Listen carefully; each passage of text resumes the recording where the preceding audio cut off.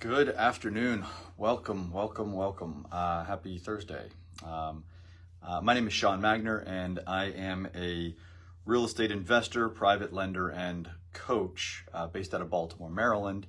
And I wanted to jump in today to kind of walk through something that I think is pretty important, a pretty important piece to my business. I completely started it all for me, really, back in 2015. So I've titled this thing kind of the power of intentional networking. And what I mean by that is just that, intentional networking. So if you can, if you're in here, if you want to drop a comment or something, just let me know that somebody's here. I think I've got this thing set up right, but I'm pretty new to live streaming. So anyway, networking correctly started it all for me back in 2015. And when I say networking correctly and the power of intentional networking, I mean that. So unfortunately, many of us attend live events and we are just there making introductions without any real direction, right? Without any instruction. So let me get into this. So I'm going to back up a little bit and I'm going to explain how I got started in 2015 and how networking really kicked it off for me. So I joined a coaching mastermind mentorship program back in August of 2015. And I did what my coaches told me to do, which was attend networking events, live events, meetups, RIAs. If we could find them, there's a lot of different places to find them. If you need help with that, drop me a message and I can help you source some live events locally. But anyway, so I started attending these live events like my coach told me to do. And admittedly, I would show up and it'd be pretty intimidating, right? There were a ton of people in the room, sometimes 200-300 people, sometimes smaller groups. But it seemed that everyone there knew everyone else, and they all certainly knew more than I did. And that was intimidating, admittedly. And so I attended like a wallflower, right? I would just sit on the sidelines, listening to some schmo talk about insurance or something that I had no need for, had no context for.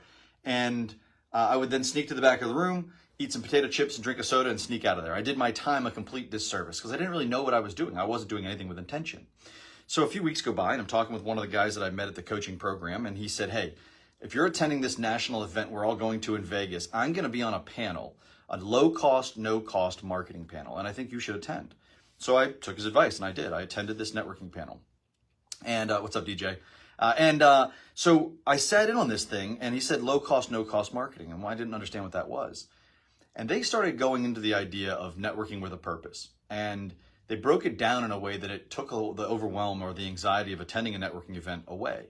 And they gave me this pretty clear instruction and I took it home and I ran with it. So the takeaway, the message was attend a networking event with a purpose. And the purpose should be to simply add one person to your team at every live event that you attend. One person.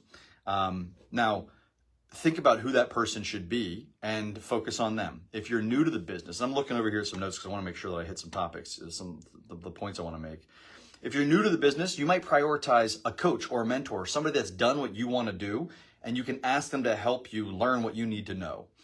If you're relatively new to the business and you're hunting for your first deal, you might consider finding a wholesaler or an agent. These are people that can start feeding you leads right away. More leads equals more deals equals more money. So you can start immediately underwriting opportunities. So that's another person you might want to add. And then if you're experienced and you've already got a team and you're just looking to add more people to your team, maybe you add in a vendor, a vendor being a stager, an insurance agent, a trade, a construction trade person. Maybe you add in attorneys, lenders. Just start to build out people that you probably already have on your team, but you want to have some alternatives too. And then if you're an OG, you might just be attending to catch up with some old friends, and that's okay too. But just remind yourself of who you used to be when you attended these things for the first time, and be open to helping people that might come up to you, because it is pretty, gutsy to walk up to a complete stranger from across the room in a room full of what appear to be experts and just spark up a conversation with them. It's pretty intimidating. I was there myself. So anyway, I want to give you the example of what I did and what had happened for me in the very beginning of 2015, and who I met, what I did with it, and kind of the story. So in August of 2015, I joined this coaching mastermind program, a national coaching program, and I started doing what they told me to do, and I started attending live events. And then I learned the lesson of, adding one teammate to my team to take away the anxiety and the overwhelm of a big room full of experts. So I just was seeking one person. Well, I came home with that and I attended the Baltimore RIA. Again, I'm based out of Baltimore, Maryland. The Baltimore RIA, Real Estate Investor Association. It's a national affiliation with a local chain, or local affiliation to a national operation. And this event was in Towson, Maryland, north of the city, and this room was full. There used to be 200 or 300 people that would attend these events. There might still be. I haven't been in a while, but huge room full of people. And they used to give these badges, these little tags you put on your shirt. And on that tag, it would say, "I'm a lender," or "I'm a flipper," "I'm a landlord." And so you kind of could meet, if you walked up to some stranger, you could see exactly what their focus was. Anyway, the guy emceeing the event at the front of the room said, "Stand up if you're a wholesaler." So everybody stood up and sat down. "Stand up if you're a flipper." 2 people did that. "Stand up if you're," and they went down the different roles. And I identified somebody that seemed to be not super intimidating. He was a little shorter than me. And I walked up to him at a break, and I walked up and I introduced myself. I said, "Hi, my name is Sean. I see that you're a lender." Guys, I didn't have a deal at the time. I didn't know how to find a deal at the time. I had no need for a lender. And this guy's name was Scott. And he was working for, at the time, a national hard money lender based out of New York. But he was a local sales rep. Shout out to Scott Freitag. A lot of you on the call might recognize the name. He's now with a local community bank, but back then he was a salesperson for a national hard money lender. I walked up, I introduced myself, and I explained who I was. We traded contact information. That was it, really. That was basically it. But that night, I sent him an email. At 10 o'clock at night, I sent him an email saying how nice it was to meet him, how I'd like to buy him a cup of coffee to continue our conversation. And he saw that email come through at 10 o'clock at night and probably took me seriously. And so he accepted my invitation. The next week, we met at a Starbucks and we sat down for about 3 or 4 hours. And we just hit it off. And during the conversation, I had the opportunity to lay out, he asked the question, "What are your goals?" And I explained what my goals were, both some flipping goals, some active stuff, and then some landlording goals, some buying some rental properties. I really, at this point, didn't know how to connect all the dots just yet. Well, Scott, being the people connector that he is, said, "Well, for your flipping goals, you need to meet this guy. He's an agent who's done some flips. You should get to know him. His name is Joe." Joe worked for a Keller Williams company at the time, and he still does, actually. And for your landlording goals, you might want to meet this guy named Mark. Mark owns about 120 houses or so at the time. You might want to meet him, and he can help you to connect some dots. I thought, man, this is great. So Scott sent some introductions to me and Joe. So I contacted Joe, and I said, "Joe, I'm a new investor. I'm looking to get started. I want to start finding some deals. Could you add me to your buyers list and start sending me some leads?" He did that. I identified some properties that I started to underwrite that I had an interest in. And then Joe started showing me to some of these properties. We met at a couple of them. And I said, "Yeah, you know what? You're showing me some really good properties here, and I'd like to write some offers, but I don't have a contractor. If I get this thing going and somebody accepts my offer, I'm not going to know what to do." And he says, "Oh, well, you should meet my buddy Sam. And Sam did a bunch of my flips. You should meet Sam. Sam will probably help you out." I thought, dude, wow, this is awesome. So I contact Sam. Sam graciously, and I would encourage you, if you're listening to, you're going to take this strategy, to offer to compensate these folks for their time, because their time is valuable. But Sam graciously met me at, I don't know, half a dozen, 8, 9, 10 houses or so. Not in one day, just over the course of a few weeks. And I learned a lot from Sam. And I have a background in building material sales and a background in swinging hammers in the trades. And so I kind of understand the workings of a home. But from this vantage point and from these lenses, it was all new to me. And we'd go into some properties. I learned a lot from him. We'd go into some properties and he'd say, "Nah, you don't want to buy this one. Here's why."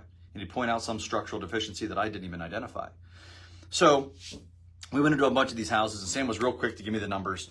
And we landed on one in the Hamilton neighborhood, Baltimore City, 21214. Yeah, 21214. Anyway, Hamilton at Echodale and Harford Road. And I wrote an offer. We bought the house, I think, for $66,000. Sam said it's an $88,000 rehab. Sure enough, it came right in at $88,000. And I bought that house in, well, before I go into that. So Sam and I started looking at a bunch of houses, and Sam graciously went to a bunch of houses with me and gave me some quick numbers. And now I had a realtor sending me leads. I had a hard money lender waiting in the wings that would fund my deal for me, Scott. Joe sending me all these leads, and Sam looking at these houses for me. I basically had the team that I needed at the time assembled, and I was ready to rock. So anyway, we got this house under contract. I joined that coaching program in August of 15.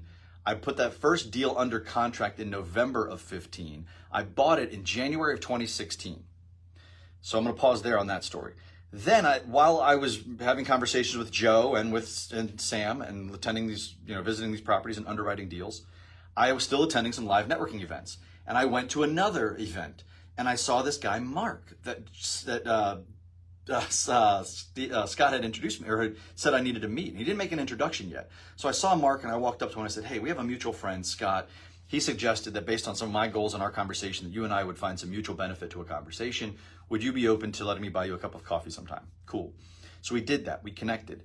And for the next 2 years, Mark took me under his wing and we became inseparable. And he introduced me to the BRRRR strategy, which I know many of you listening have heard of. That's when you buy a rental property, you renovate it, you rent it out, you refinance it, and you just repeat. It's called the BRRRR concept. It's how a lot of us got started acquiring and building rental property portfolios. I'd never even heard of BRRRR at the time.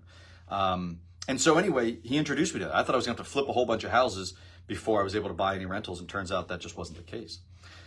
So anyhow, I don't know when I met Mark. It was sometime in December of 2015, I think. And so we're attending, so we're attending, he used to host this little meetup at a small restaurant on the west side of Baltimore. And we were there one day and he started introducing me to some of the people on his team. And the snowball started to build, guys, right? I'm sure you can see how this is happening. And so January of 2016, I closed on that first that first flip. But I also put my first rental property under contract to buy with Mark's guidance. And so fast forward to June of 2016, 6 months later, I sold that flip. We came in at $88,000 rehab. We sold it for $235,000. I made a net profit of $21,315, and I was off to the races. And so, but what's more important is that in June of 2016, when I sold that house, I had 5 rental properties at some stage of the BRRRR process. And then you fast forward to October of that same year, and Mark helped me to negotiate and structure a seller finance takedown of a 10-unit portfolio from a guy that Scott introduced me to. By the way, on that first flip, I did use Scott to fund the deal. And so fast forward 11 months after joining a coaching program and having no experience at all. I did buy my first home when I was 22 years old, but I lived in it. It was a primary residence, totally unrelated. Fast forward 15 months after joining, was it 15? Yeah, 15 months after joining that coaching program, having no experience, I had flipped a house and I now owned 18 rental properties and I was off to the races. Now, I know the number 18 rental properties in a year might not seem like a lot today when a lot of these folks are buying 40, 50 or more. I know one of my borrowers, as I mentioned, I'm a hard money lender now. One of my borrowers did 135 deals last year. Crazy. And so you hear that and it blows my mind still, even with the experience that I have. But that first year, going from 0 to 18 doors, all by way of building a team, and it all goes back to networking with a purpose. Had I not attended that networking event with the knowledge that my goal here is to add just one person to my team, just one person, it made the overwhelm of a room of 300 experts, or what seemed to be experts, go away. It made it more digestible, more manageable, less intimidating in that. And so anyway, that's really it. So kind of like, that's the story. Now, you fast forward, my story goes on and on, but that's how I got started in this space. I learned to network with intention, adding one person to my team at every event that I attended. I still do that today. So I mentioned earlier in the call, earlier on this live stream, if you're brand new, sorry, I'm looking at some notes here. If you're brand new, you might consider finding a coach or a mentor. Maybe not, but maybe finding a coach or a mentor that can help you cut the line and learn what you need to learn faster so that you can take action quicker and achieve your goals quicker. If you have some experience, but you're relatively new and you're hunting for your first deal or one of your first deals, and you don't have any outbound direct to seller or inbound PPC type of, lead generation going, you might want to start adding team members to your team that look like wholesalers or agents. Why? Because those folks can start producing leads for you today, that you can start underwriting today and start writing contracts on today. More leads equals more deals, just equals more money. It's a very, very simple concept. And if you're experienced, you might prioritize finding lenders, different vendors, right? New lender or an alternative lender to your primary lender. Different insurance providers, different stagers, different tradesmen, For instance, I'm attending a networking event tonight that a couple of my buddies are hosting up in Towson. And I know they have sponsors there. Some of those sponsors are roofers, plumbers.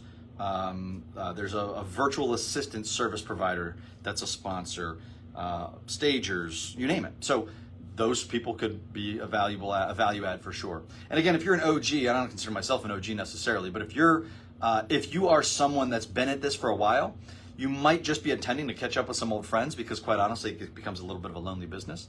And if you can just attend with an open mind that somebody might approach you that doesn't have the experience that you do, and that is looking to connect the dot that you might be able to help them with.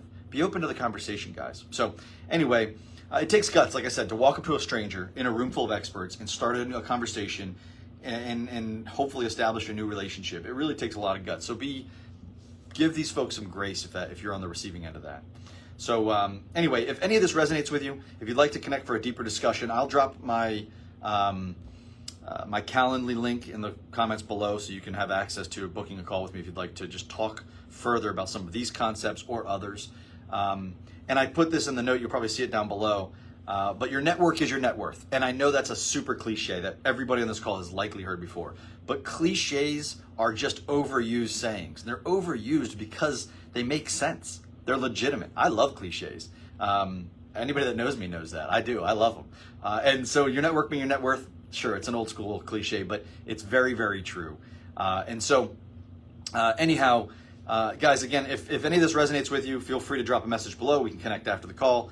But as you get out there and network, you've got this. Just take a deep breath, walk into the room. Something else that I do, and I still do this, I think it's an old Japanese concept of taking 6 deep belly breaths to lower your blood pressure and have some clarity of mind. I remember going to job interviews and any sort of an interview in the years past, and I would do that. So anyway, I hope this message resonates with you.